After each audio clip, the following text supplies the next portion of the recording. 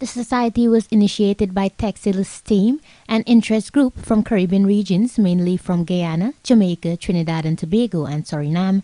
The idea for the formation of the society was in response to queries on ways and means in formulating tangible links to India and its diaspora outside of the mainstream connections.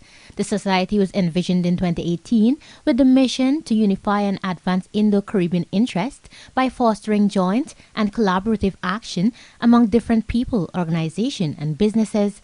The society aims to create awareness about the heritage between India and Caribbean communities, especially among the younger generation. Speaking at the launching of the website, Minister of Social Cohesion Dr. George Norton welcomed the initiative, noting that it is coming at a time when social interaction around the world is deteriorating. At a time when social integration is becoming more prevalent globally, the establishment of this society seems most appropriate.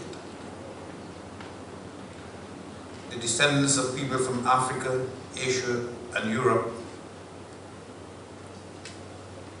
in the Caribbean are not exactly Africans, Asians, or Europeans. They have managed to cultivate a society that is unique and one that merges all of our ancestral cultures and traditions. As hospitable as Caribbean people are, Indian nationals coming to the Caribbean will still encounter notable cultural differences. And I believe that this society can provide the requisite guidance for the smooth and comfortable transition, especially for youths and students seeking to settle in these parts. Also delivering remarks, the newly appointed chairman of the Private Sector Commission, GERRY, stated that business-to-business relations are important. As I look through some of the goals and objectives of this organization, it actually speaks to business. And in countries like ours, Minister, I say that, especially my own government, I believe every day our leaders must think every day of how do we create jobs for our young people. We have so many thousands of young people graduating from universities and schools every day in Guyana. And the big challenge for us is how do we create jobs for them? How do we create not only jobs, but proper paying jobs that allow them to live their lives with dignity and pride and self-esteem. And we don't have to continue the tradition of losing all our young educated people.